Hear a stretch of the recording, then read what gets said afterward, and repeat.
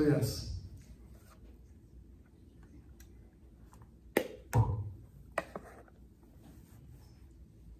now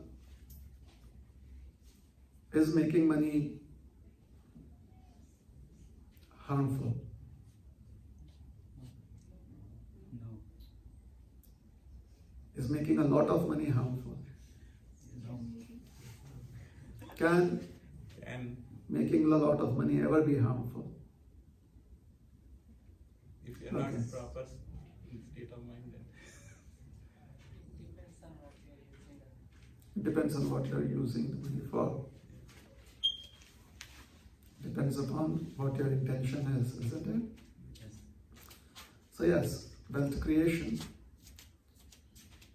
is an important necessity in life.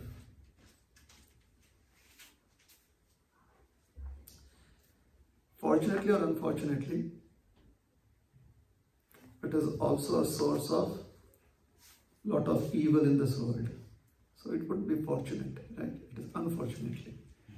Unfortunately, it is a source of lot of evil in this world.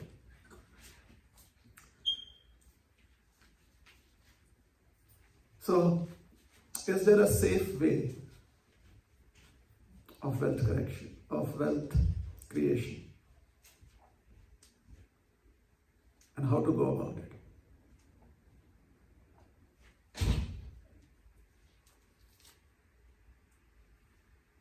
Initially, we should have a clear goal as to why we want to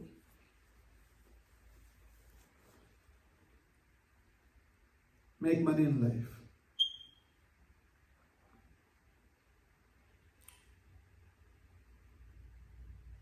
It could be that we need to meet our ends.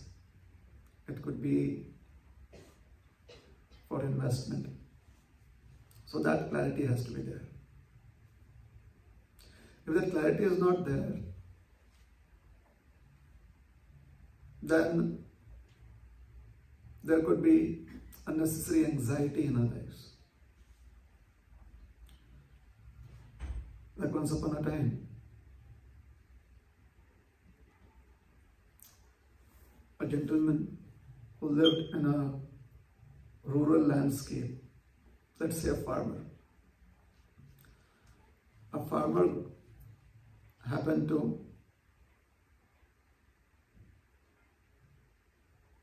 earn, or he happened to trade in his investments for gold nuggets.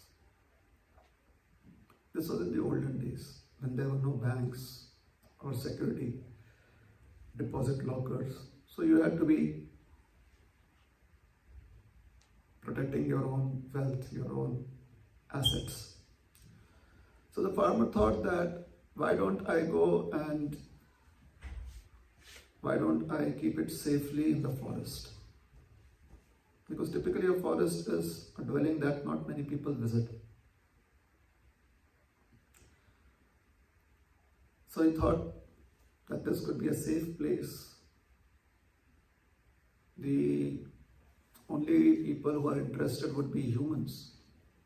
The forest animals would not be interested in the gold.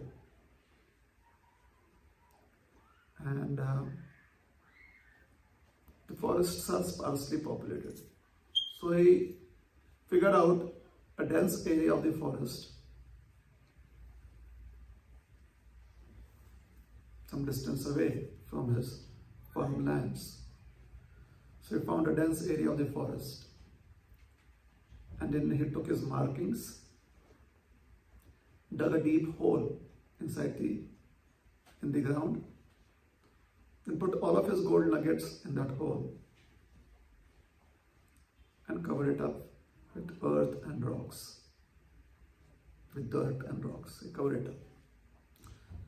So he again took his bearings so that he could remember where his gold was, and he went home. So now all of his gold is in the ground.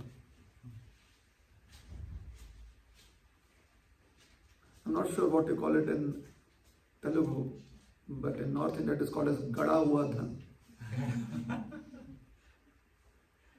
You know what is Gada Dhan?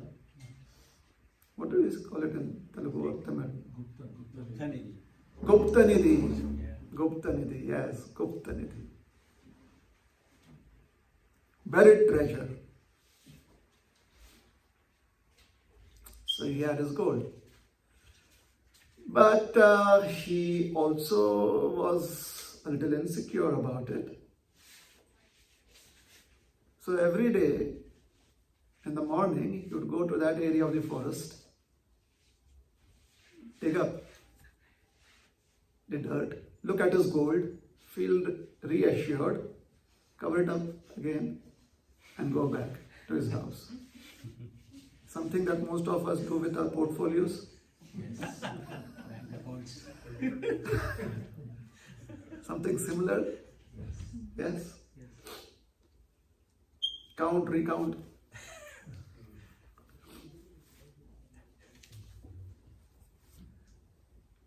So you can identify with that gentleman, isn't it? Someone just like us. Now, if you have a particular routine and if it is in the public eye, someone is going to notice it.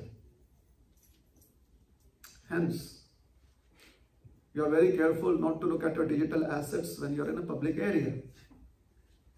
Correct? Now, this gentleman had to go to the forest every single time. So one of his neighbors or somebody in the village noticed that he has this routine. So he asked him, "Hey, what do? You go every day into the forest." He came up with some story. He thought that it was a good story. The village person also kind of thought it was a good story. But you know, people become curious about things that do not fit into the scheme of your life. They become curious. So this village person, he was curious. He wanted to know exactly what it is that he did in the forest. So he asked him, "Can I come with you to the forest?" What do you do? Where do you visit? Now, our farmer, he became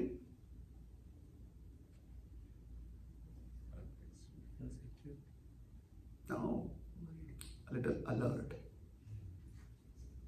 He said, "Okay, for the next few days, I'm not going to visit the forest." Typical. Now that increased the curiosity of the person in the village. Why isn't he going into the forest anymore? So now he thought that maybe this is different. So he started speaking to a few other people, close friends. He told them, "Please, don't let the farmer know about this, but I've noticed this." So after a few days of staying low, the farmer couldn't help but go and visit and see his gold. So goes back to that place, the gold is still there, he's happy, comes back. And no one approaches him, so he feels that it's safe now. So he again goes back to his routine. One particular day, when he goes to the forest, there's no gold.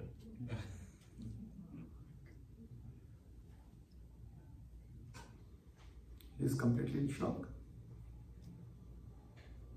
He was mad. He looks at his bearings again and again and again. He actually scouts an entire area within a certain radius periphery to see if he had made a mistake. For a few days, he just wouldn't come home. He'd spend the entire day in the forest.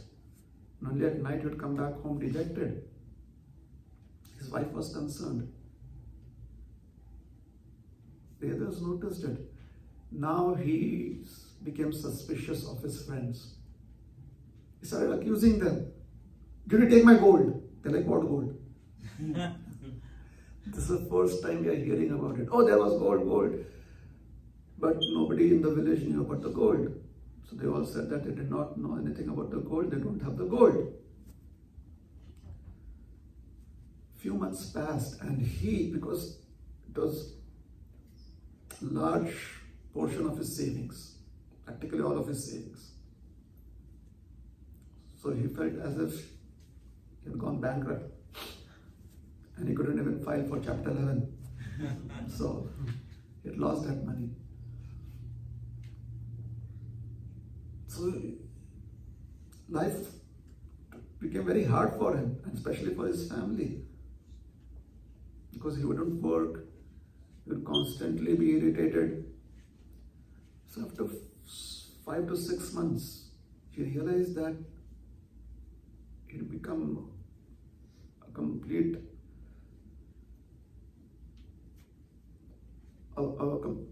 what is it? What do we call them? Unsocial? That's the word? Somebody, what do you call those people? Isolating themselves? No, the word social. Antisocial. He became completely antisocial. So he realized this wasn't good. He had become antisocial. So he decided to approach. Who do you approach? He decided to approach a sadhu. Because you trust a sadhu not to be interested in your gold.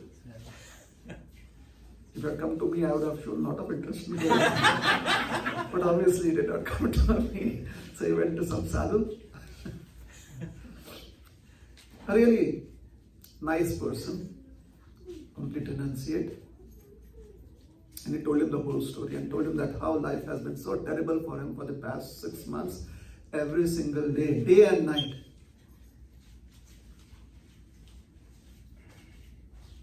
And he just couldn't survive. So the sadhu said, all right, so let me get this straight. You had gold, you went into the forest, dug up the ground, put the gold into it, covered it up, and every single day your ritual was let it go, see the gold, and it would make you happy. Very nice. So sadhu said, all right, tomorrow I'll have a solution to your problem. Don't worry. So now he felt a little relieved that if a sadhu has told me don't worry, then sadhus can do that. They can manifest gold from anywhere. Gold producing sadhus. That's possible. So the next morning, early morning, he and the sadhu both go into the forest. And he says, okay, so where's the place? He shows the designated place. The hole in the ground. The sadhu says, all right, give me some time, let me do my thing. And today I'll use some mantras, enchantment mantras here. Tomorrow you'll be happy. You'll get what you want. So the sadhu does things there. They go back. The next morning he is very eagerly, he cannot sleep the entire night. So the sadhu had told him this is a particular muhurta at this time. You have to be there. So at that particular time, he and the sadhu are there. He removes the dirt, and to his great happiness, he finds his gold. He picks up the gold, holds it to his chest, and then he realizes there's something different. He looks at it, scrapes it a little bit, and the paint comes off. It's just a rock that has been painted over with gold paint. He says, what? You're cheating me. You have cheated me. And the sadhu says, hey, all you did with your gold was look at it and be happy about it. So it was as good as something that looked yellow. So here I'm giving you a way out. Alright? Just take the stone. It looks yellow.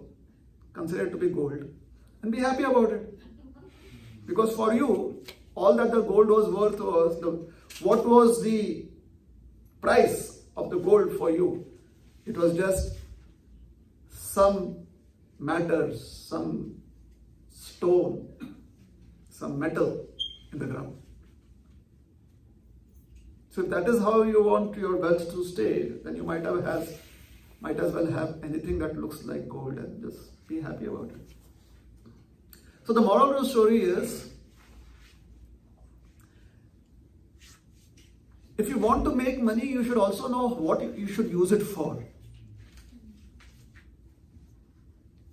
And if you have had to make money and you did not get it from your ancestors as much, forget about creating wealth for your future generations. They will find their way, just as you found your way. You may do your bit, something to just give them a push. But don't worry too much about it, because wealth creation does not simply mean accumulating wealth. It also means how to use it. And what are the purposes for which it should be used. Correct? Alright. So once you understand what could be the purposes for which you can use wealth or money, then those purposes are your needs in life. Because that is what wealth does. That is what money does. It helps you satisfy your needs in life. So the next question that arises in the mind of an intelligent person is, what are my needs? So because we are in the 21st century, we'll come up with so many very big words of all our needs. Physical needs, metaphysical needs, paraphysical needs. So there are some physical needs and there are emotional needs. Emotional needs can be, you can try to meet your emotional needs with spending money. It's possible, isn't it? You can actually buy good friendship by spending money. It's possible. It's not that it's always there. Sometimes we really have very dark ideas about, can you really buy friendship? Yes, you can. Because if you have a certain status, if you are working, if you have a particular salary, you are making that much money, then you may be able to find friends with people, or you may be able to make friends with people at your workplace who also make a similar kind of salary. If you're not making that kind of salary, how would you make friends with them? So when I'm saying that you can buy friendship, what I mean is that your wealth, the amount of money that you're making, helps you access people who are like-minded. And we have to trust people, trust the goodness in people. We cannot always mistrust people. We have to take our chances, right? So buying friendship does not mean buying someone's loyalty by giving them money and expecting them to be loyal. And I say buying someone's friendship, what I mean is that you should be able to buy their time with the amount of wealth that you create. Which basically means they feel comfortable spending their time with you based upon how hardworking you are. And the way they can understand how hardworking you are is many a times according to what is your financial status. Correct? Make sense? So there are physical needs, emotional needs, and there are certain needs that get overlooked, and that is called as essential needs, existential needs. What are existential needs? If I were to say spiritual needs, you would be like, okay, spiritual. That term spiritual has been overused in today's time. No? You can be spiritual even while drinking water. Very good. No one does it. But it makes a good statement in an essay, in a seminar. Let us do this, all glory to God. Be spiritual while drinking water. It's a good start, but after some time, there's only so much value give to drinking water, isn't it? Now, if you can say, all glory to God, let us be spiritual, making $10 million a day. Now, see, that could last for at least 10 years, 20 years. But being spiritual, just drinking water, it would last maybe 10 minutes at the most. After that, you're like, okay, I'm capable of doing much more than just drinking water. So, it's an existential needs. What is the existential need? There are physical needs. We're not going to discuss much about it. Anything to keep the body healthy, safe, our existence as a male or a female or as a young person or an old person, those needs are there. And what are emotional needs? Relationship needs. Our need to feel that we have good friends, our need to feel that we have good parents, these are certain concepts of relationships, right? No one thinks of their relationship in terms of, let's say, our needs to be a gardener. No one really thinks much of that in terms of relationship, because our relationship with inert matters are not high up on our priority list. It's not much. In fact, a lot of things that we do a lot of our interactions are with inert matter, like the chair, table, the screen. But our relationship with that is not something that we really think about, unless until it's very new. Then we are very careful with the chair. The first scratch, the first stain, and done. It's divorce. Separation. Isn't it? So, much of our time is spent with inert matter, and spiritual science teaches you how to respect inert matter. A lot of that you respect. Earth, you respect the trees. Trees are not really inert, but they are immovable. Respect them. In fact, even respect rocks. Respect paper. Saraswati. Vedic. You're not even supposed to touch utensils with your feet. You respect iron, you respect metal.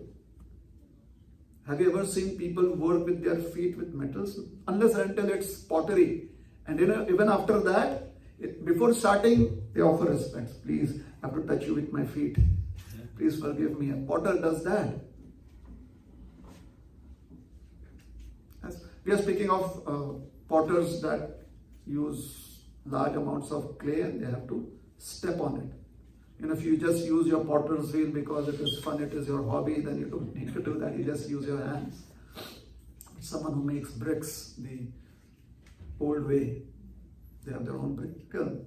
They have to work like that. Anyways, so existential needs are that which get overlooked. And what is the existential needs are those that always stay with you.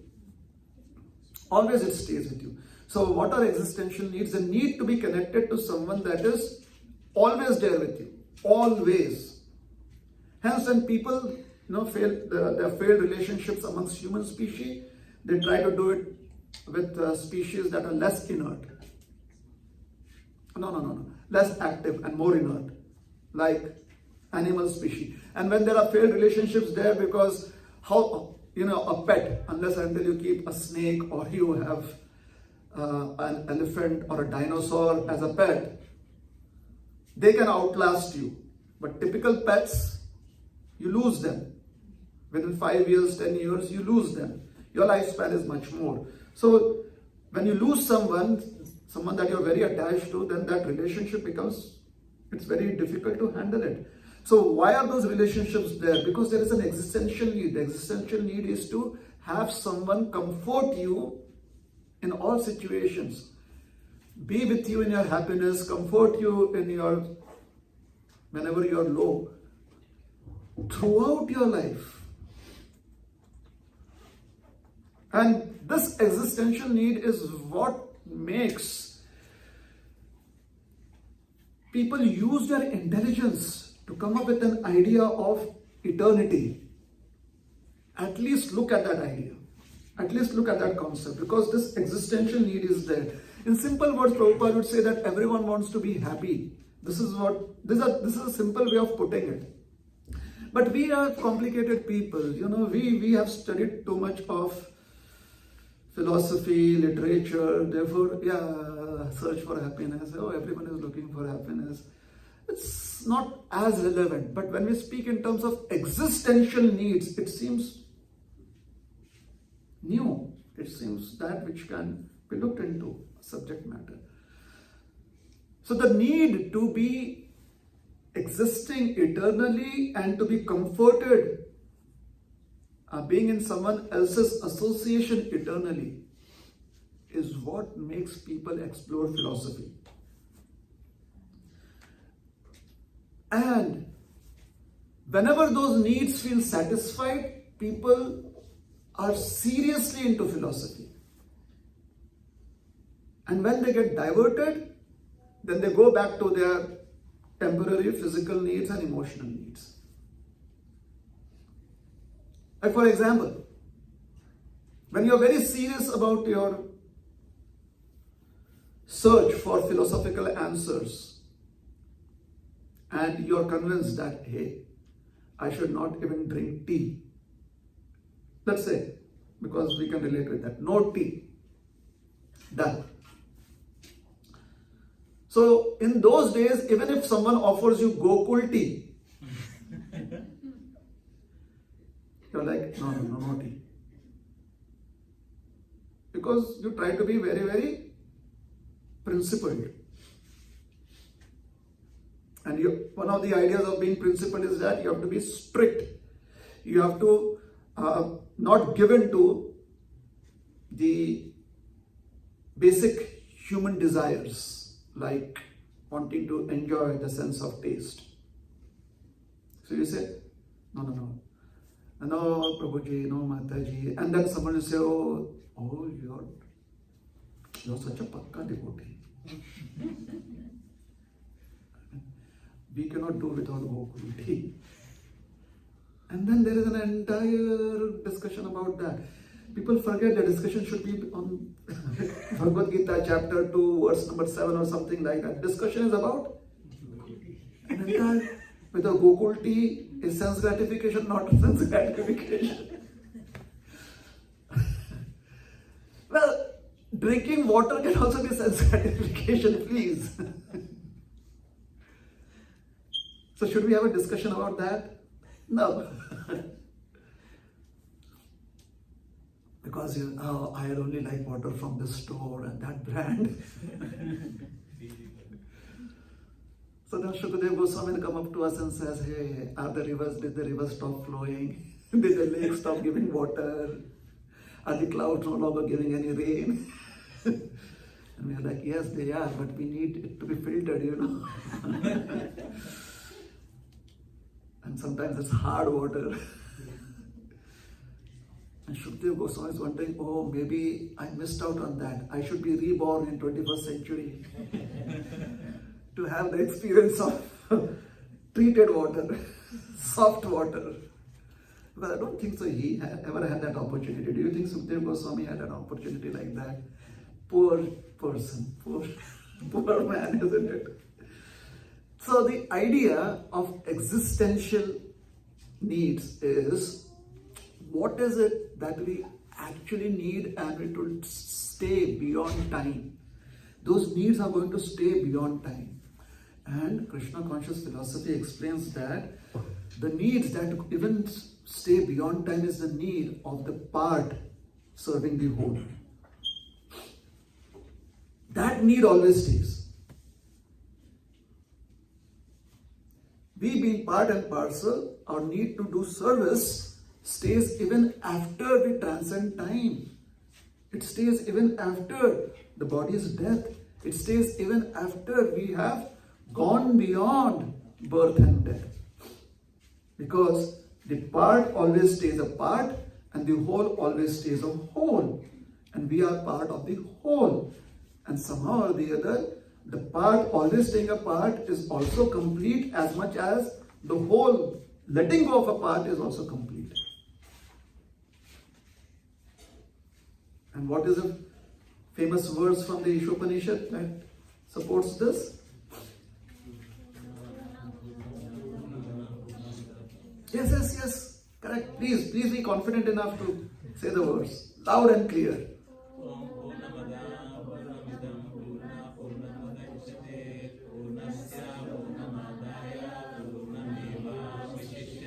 Purnam eva avishishyate. Purna. What remains behind is also Purna. Purnasya Purnam Adaya. What comes from the Purna is also Purna. Alright? So this is the existential need, and hence when we are in illusion, this existential need is expressed in an illusory way. For example, if you have qualified yourself as a structural engineer and somehow you have memory loss, then you do not know what to do as a structural engineer anymore. As an adult, there may be a certain, let us say, abhas. It is just an inclination, or maybe just some faint idea. You feel very, very comfortable around things that are to do with structural engineering. But because you've had a certain memory loss, you're no longer able to connect with it. So you may be comfortable with the setup, but you have lost the knowledge, or you have lost connection with the knowledge that helps you perform in that setup. Hence, this existential need of service unto the complete, the whole, the Supreme Personality of Godhead, when in illusion, that is expressed through, maybe matter in a certain form, or maybe relationships in this material world can be as good in terms of service. So I try to serve another aspect of this material existence. Unfortunately, time cuts it short, and hence, even if Krishna does exist in the heart of every living entity, and even if Krishna does exist in every atom and molecule, because I have a temporary existence, my connection with Krishna is cut short by time, and hence it is unfulfilling, it is unsatisfying. This perspective, this outlook in life that everything is Krishna, because Krishna is in every atom, every molecule, and every living entity, is very helpful. It is a stepping stone. It is not complete in itself. The only way that can be complete, it can be fulfilling, is if we would be able to carry it beyond our own death. Yes? So, wealth creation. What is wealth creation for? Our intelligence makes us look at how wealth should be used to satisfy our needs. Now, physical needs, emotional needs, and any other such needs are not the subject matter of today's discussion, because we are looking at existential needs. So, wealth creation should be oriented towards helping us satisfy our existential needs. And you can always multitask. Isn't it?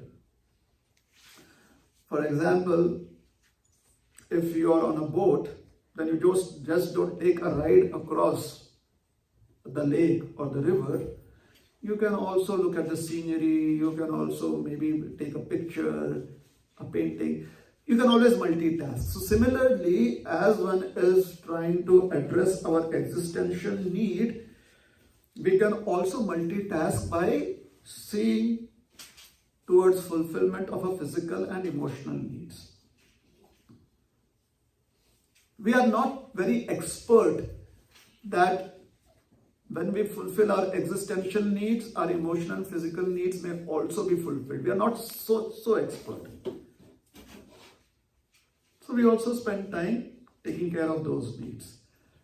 Which basically means you can be a good husband, a good wife, a good parent, a good child, a good student, a good teacher, etc., etc., etc. Along with being serious in Krishna consciousness. Okay? What is the challenge? The challenge is how we should avoid this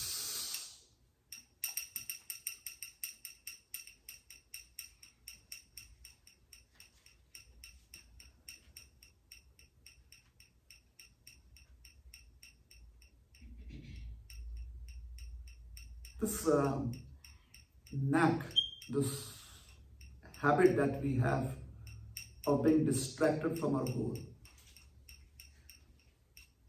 Like from when you leave your house, you're like, okay, what do I have to do?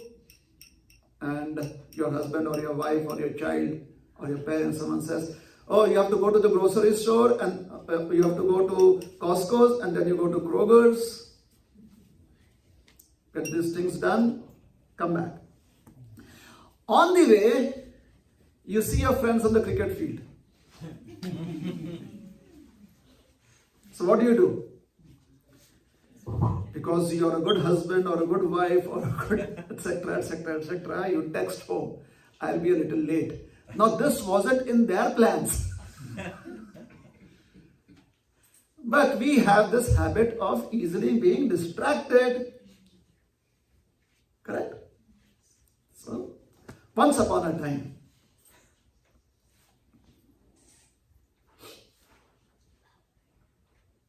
whose name should I take here?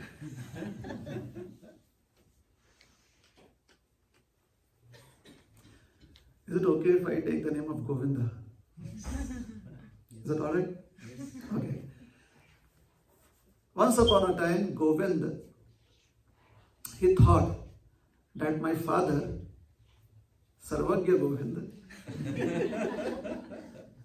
is too much attached to making too many materialistic ambitions. Alright? That is not true, but Govind kind of thing. Because Govind is connected to some very nice devotee at the temple, a very young, dynamic preacher. And that preacher has convinced Govind that the best way of life is to renounce everything. So Govind is like looking for an opportunity, how to do it. But then he realizes that he also talks to that preacher, to that mentor or whoever, and says, I have a few responsibilities, I have to wait till the time my sister gets married. Etc., etc., etc. And my mother, she feels a little more comfortable. She really works hard. They kind of, both of them. So sufficient, I should see that they have sufficient pension, which they actually have, but still. But I should see to it that they have a sufficient pension to take care of themselves. So Govind kind of gets some time for himself, like 4 or 5 years before he decides to say, Ram Nam Satya hai to his materialistic life. It's just a story, alright? I'm just using names of friends I know that I can get away pulling their legs. People that I've known since ever, or who know me since ever. Yeah. So he gets maybe 3-4 years time frame for that. In the meanwhile, Govind sees that Sarvagya Govind, his father, is very, very good friends with, let's say, who do we? Let's not take Ras Gopal because he lives in another community. Yoga Narasimha, he's right there. Good friends with Yoga Narasimha. So he comes to know that Yoga Narasimha's father is going on a pilgrimage to Varanasi Dham. Most probably he'll go there, right? Varanasi Dham is. Yeah. So Govind says, he goes to Yoga Narasimha Prabhu and he says, do you think I can send my father also?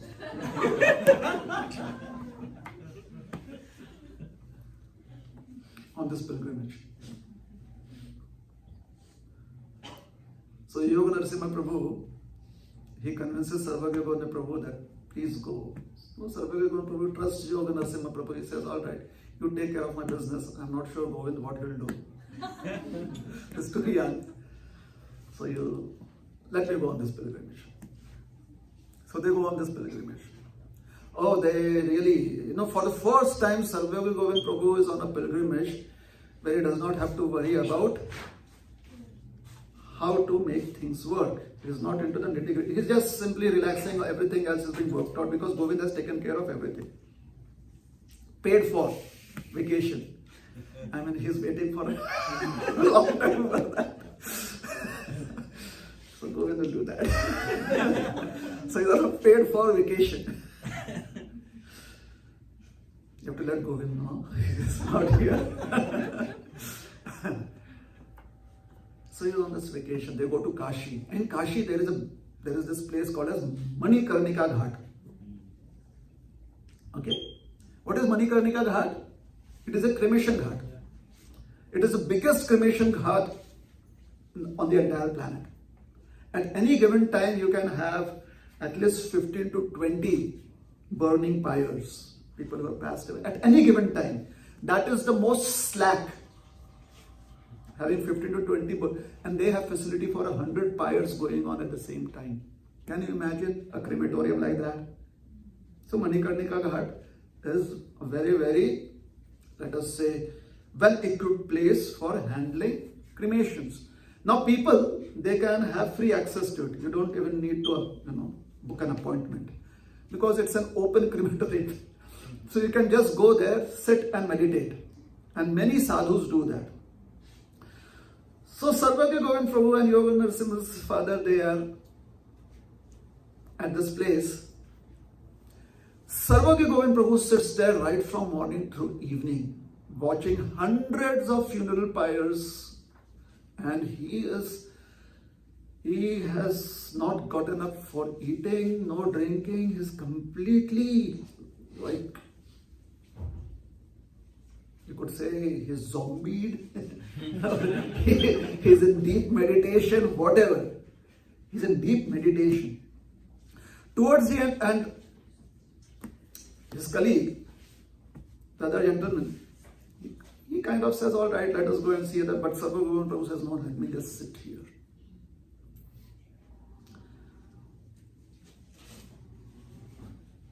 So Yoga Narasimha gets a call. He says, hey, Sarvagya Govinda is like, he's a changed person. The news reaches Govinda, and Govinda is like, oh my God, finally my father is completely renounced. He's just at the cremation ghat. He's wondering about life and death. And ultimately, what is the goal of life? So in the evening, he thought of calling up his father, Govinda, but surprisingly, his father calls him up. In the evening, his father says, I have had this life-changing experience. I saw so many people die, or dead bodies come, and so many pyres being lit. Hundreds of them, Govinda. I have simply wasted my life. Sarvagya Govinda has tears in his eyes right now. He's looking at me like, yeah, I want to be like that. He says, Govinda, I've simply wasted my life. I spent so much of time and money in our business, real estate, IT services, etc. We should have been in the wood business, Govinda.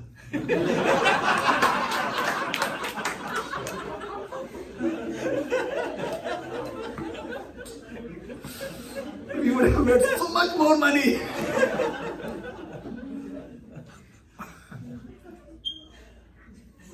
So, wealth creation, see? You can get ideas even at a crematorium.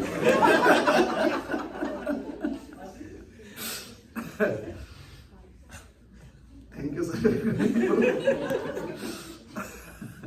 Now, please let the story just stay here. Don't put it on WhatsApp. Don't spread it like that. It helps making the story relevant in the present times, using names from present times, isn't it? But the conclusion is that there is all 11:20 already. Okay. The conclusion is that wealth creation should, along with all the other needs it fulfills, it should definitely fulfill our existential needs, which is our need as part and parcel of Krishna to serve Krishna and be fulfilled and satisfied in that service. That is our existential need. Jivera Swarup hai Krishnera Nityadas. The eternal position of the living entity and the constitutional position of the living entity is to be happy and fulfilled in service unto Krishna. Now I could have easily said this, it is to serve Krishna and people. That sounds aggressive, isn't it? But the idea that one can be happy and fulfilled rendering service unto Krishna, that is more acceptable, isn't it? So therefore we should look at it like that. It is our selfish need to be happy and to feel fulfillment as Krishna's part and parcel, serving Krishna. So we should not be distracted. Can I really push my time limit a little more? Sure. Is it all right? I'm so sorry. I mean, you don't have a choice. Because, somebody will come up and you offended Prabhuji. Why did you not give him more time? So, at this stage of a temple construction, you don't want to be in that controversy, isn't it? So, yeah. Sorry to put you in a spot, but I'll take a little more time. So, we have to be careful of how easily we find distractions in life, especially towards addressing our existential needs. We just have to be careful about it. Doesn't mean that you have to always come to someone who always, you don't need to be policed about it. Make sense? You don't need to be put in a 4x4 perimeter space for it. Just be careful, because being careful is very, very normal and natural for every adult to be. So we just have to be careful about how easily we fall into distractions due to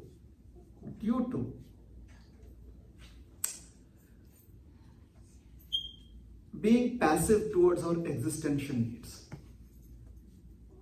It's just some passivity that comes in. So we have to be careful about it. Alright, so we are ready to be careful? Yes, we are. At least in my presentation we are. So we have to be careful that we don't get distracted, or we don't let distractions fool us.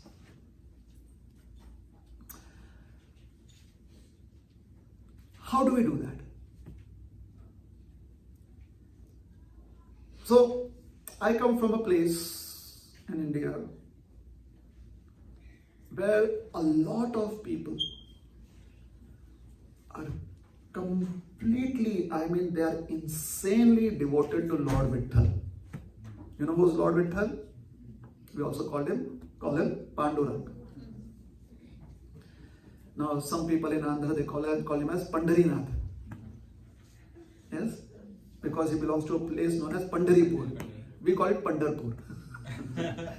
But I think, yeah. And Telangana, you may call it as Pandaripur.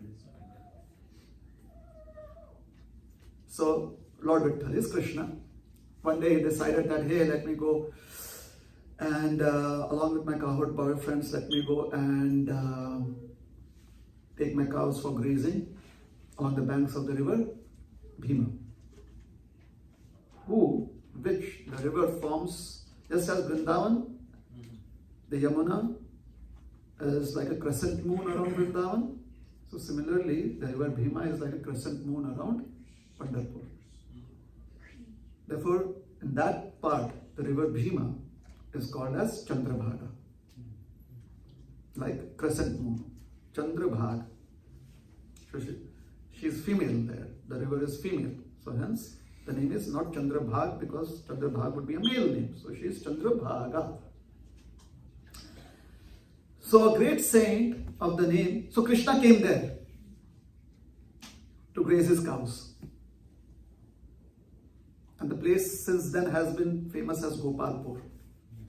Very, very beautiful place, Gopalpur. Krishna's footprints and the hoof prints of the calves and the cows and the imprint of Krishna's flute are still there on the rocks in Gopalpur on the banks of the river Chandrabhaga. I think I'm marketing. Next time people, when they come to Pandharpur, if they come, they're like, where is this place? So, a great saint, Namadev Maharaj, Santa Namadev, and a friend that he grew up with. So, friend's name is just Namadev's friend, but he has a different name. Now, historically, when we look at that incident, we call him by a different name. Anyways, the story is, both of them, they grew up together and they were such good friends and they were so like-minded that they were completely dedicated to Lord Vitthal. Like crazy. They would spend the entire time, since childhood, they would spend the entire time singing bhajans and kirtans for Lord Vitthal. Their parents got tired of them. Their parents thought that they were good for nothing. The parents would tell them certain tasks, they would do that task, but immediately run to the temple again. And if they would not get an opportunity to run to the temple, then they'd call Vitthal to wherever they are, and Vitthal would come. Krishna would come. So this is how they spent their time. They grew up into young men, they got married. Now, after growing up, his friend somehow started wondering as to why is it that most of the people here who worship Vitthal, who worship Krishna, they do not have sufficient savings in their banks. They are poor. And the rich people, I see them that they not only worship Vitthal, but they also worship Mahalakshmi. So he said, maybe I should also start doing that. So talked to Namadev, and Namadev said, why do you want to do that? You know, Mahalakshmi is always there with Vitthal. He says, no, because in Pandharpur, Rukmini, Mahalakshmi is separate from Vitthal. Vitthal is by himself. He says, no, she is separate. So he says, I don't recommend that. He says, okay, you go your way, I'll go my way. So soon enough, Namadev would be alone singing Kirtan in the Kirtan Mandap, his bhajans, and his friend was no longer coming to the bhajans because he was seriously worshipping Mahalakshmi. And he was so good at it that Mahalakshmi appeared to him. What do you want? I want to be as wealthy as the other people whom you have given blessings. She said, are you sure you want that? He said, yes. So she gave him a touchstone. A touchstone is called as Parasamani. Alright? Now Parasamani, therefore, the friend is known in history as, in Maharashtra, typical, there is your name, which we'll call your legal name, and there is your nickname, which is very much related to your legal name. Isn't it? So it could be a weird form. Like Nityananda. So what do we call him as? Nitai. His name is Nityananda. Do you think his name is Nitai? But we lovingly call him as Nitai. Isn't it?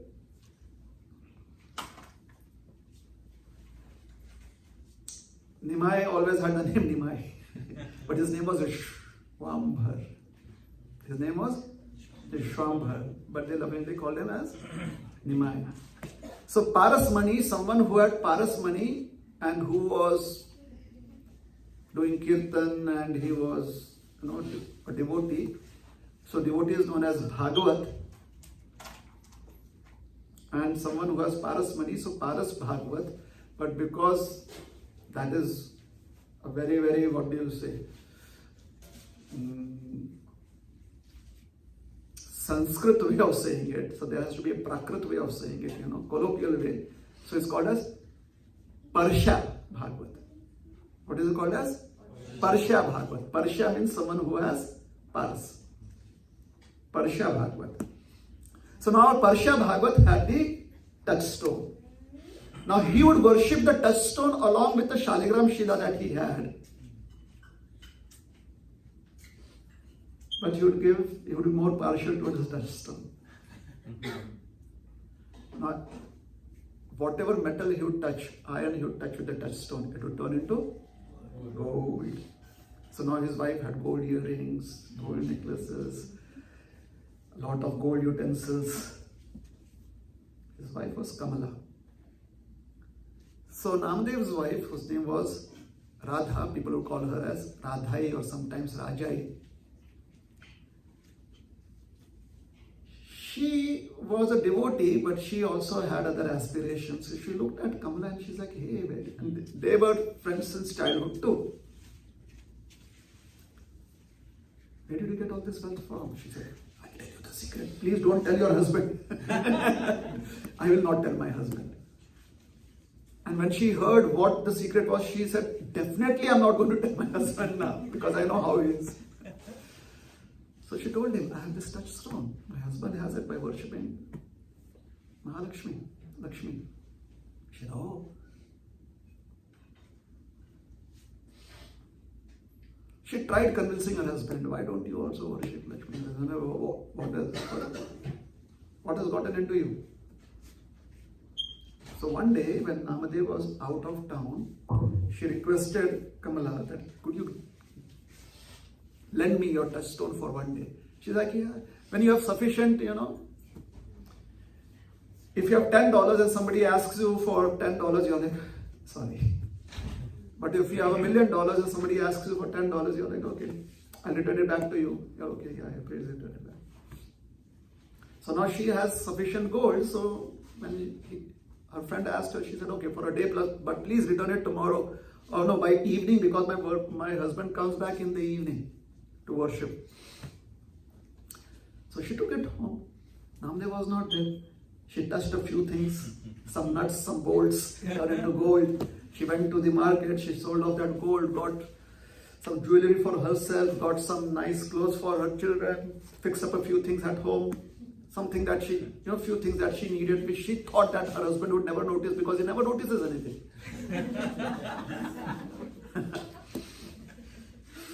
He only notices Vittal everywhere. So, yeah.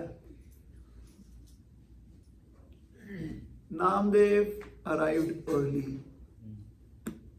And he definitely noticed things. So he asked her, where did all this come from? She was quiet. So his child comes up and says, Amma has this thing. She touches something like that, it turns into gold. So now she had to tell him. She said, what is the use of all your worship towards Vitthal? What did you get? Look at him, he is worshipping Mahalakshmi, he has his touchstone. Why don't you also do that? Why don't you be a good husband? Why don't you be productive in life? And Namdev said, shh, Vishnu, Vishnu, Vishnu. Oh, you have a touchstone? I never realized that. So his wife thought now he is interested in touchstones, Parasmani. Yes, here it is. Namdev said, can I have it? She said, yes, hold it. When you hold it, you actually get all of those desires, hold it. So he takes a touchstone in his hands, walks out of the house and throws it into the Chandrabhala river. And now his wife is shocked. She's thinking, should I jump in? But I don't know what. She just goes back into the house. Namdev goes back to singing Kirtan. At night, Kamla is like coming up to her house because no phones, right? She cannot call her. Knock, knock, and she says, yes, yeah, please give me some more time. Her husband sits in front for worship. Now she knows she has to come back with the touchstone. She goes back to Rajai. Rajai says, this is what happened. Kamla goes back. She knows she is fearful. I gave the touchstone. Her husband opens up the box, sees only Shaligram. She says, oh, shh, only Shaligram. Where is the touchstone? Parasmani. She tells him the whole story. He is so angry. He goes to Namdev's house, catches him by the collar. The collar. Catches him by his neck, the scruff of his neck. What did you do? You're my friend. How could you do that to me? Namdev said, I'm your friend, therefore I did it. Where did you throw it? I threw it into the river. He said, which river? We have only one river in town. I'm going to walk to the Kheer Sagar and throw it there. Come on. This Chandrabhaga river. Where is this river? Namdev said, somewhere there. He jumps into the river. Well, how can you find a touchstone in a river? It's flowing with water. He comes out completely wet. He says, why did you do this to me, Namya? That's how. Like Nimai. So Namya, why did you do this to me? He said, what did I do? I just threw that useless thing into the river where it belongs. You've taken away my life. Namdev said, oh, is it as important as your life? He said, yes. So Namdev catches him by the hand and says, okay, let's go and search for it. They both dip themselves into the river, and Namdev comes out with a few dozens of stones. And he says, which one is yours? They all look the same. He says, Namya, are you trying to cheat me? He says, no. One of this must be yours, because which one is yours? So he picks up one stone and touches it to some iron, rusted iron. It turns into gold. He says, this is mine. And I says, all right, take it. But then he says, what about the others? He says, what about them? He takes one more. Another stone. He touches it. It is gold. Turns into gold. All of them are touchstones. Namdeva has it in his hands. And he just goes like this. They all fall into the river again. And then, because he is his friend and both of them have been practicing devotional service, he realizes what has happened. And Namdev says, Krishna has been, Vitthal has been so merciful to us. He gave us an opportunity. And you lost that opportunity. Not only did you lose that opportunity, your heart that was like a golden heart, you converted it into iron. You made that into iron. And therefore you started searching for all materialistic fulfillment in this world.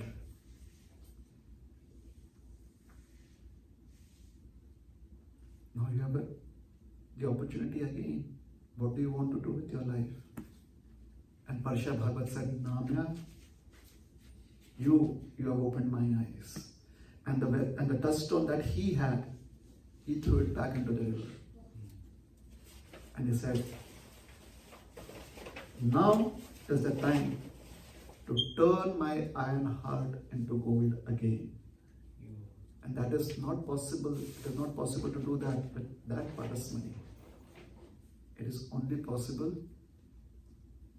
through being in association with you and together chanting the holy names of Krishna.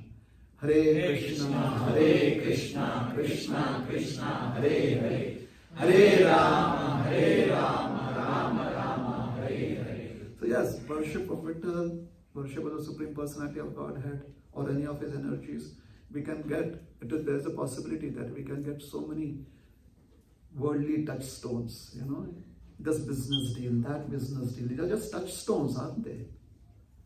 A new position, promotion, these are just touchstones, aren't they? They help you make more wealth. As long as they do not interfere with you trying to fulfilling your existential need of being happy, serving Krishna, those touchstones are all right. However, they are not as worshipable as the Supreme Lord Himself. And isn't this the easiest way at wealth creation? Making our hearts turn into something valuable, more valuable than even gold. A heart where the master of all gold, the golden avatar, Gauranga, can reside within our hearts. So how do we turn our heart, or anyone's heart, which is pursuing materialistic desires and therefore is an iron heart, how do we turn into gold? Through the sincere chanting of Krishna's holy names. Hare Krishna, Krishna Krishna, Hare Hare, Hare Rama, Rama Rama, Hare Hare. Please pull up 6.11.25, Srimad Bhagavatam. Okay. A prayer to conclude. Now we have concluded that this is a very wonderful process of how do we turn our lives into a very, very invaluable existence. Turning iron into gold. 6.11.25, do we have it there? 25. 25. 6.11.25. Okay. So we'll chant this verse, alright? Therefore I put it up here. Nanaka prishtham na cha parameshtyam न सार्वभौमं न रसाधिपत्यं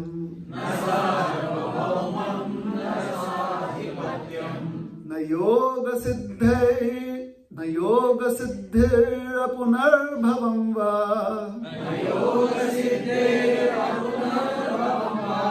समञ्जसत्वा विरहैयकाङ्क्षे.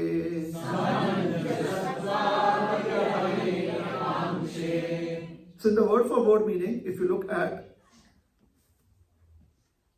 Virahaya, Virahaya means being separated from. Samanjas, source of all opportunities. O Krishna, you who are the source of all opportunities. I would not want to be separated from that, is the prayer. This is a prayer by Vritrasura, a demon, an asura. But he turns out to be offering prayers much better than Lord Indra, who is actually a devotee. That is the context. This is Vritrasura Prasanga from the Srimad Bhagavatam. So Samanjasa Tva Virahaya Kankshe. My desire is never to be separated from you who are the Lord of all opportunities. Or never be separated from you. And for that,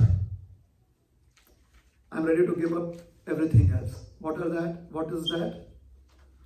The heavenly planets, the planet where Lord Brahma resides, supreme ruler of the earthly planets or the lower planetary systems, the master of mystic powers, mystic yoga, or even liberation.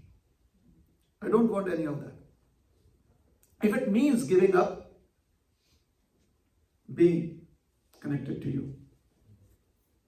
If I'm connected to you, if any of these are there, I have no issues with it because I'm connected to you, so that can be used in other services. But if I do not have connection to you, Virahai, being separated from you, that is a non-deal. What do you call it? Deal breaker?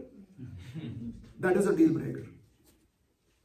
Virahaya, Samanjasatva Virahaya. That is my deal breaker. Being separated from you. So we'll stop here.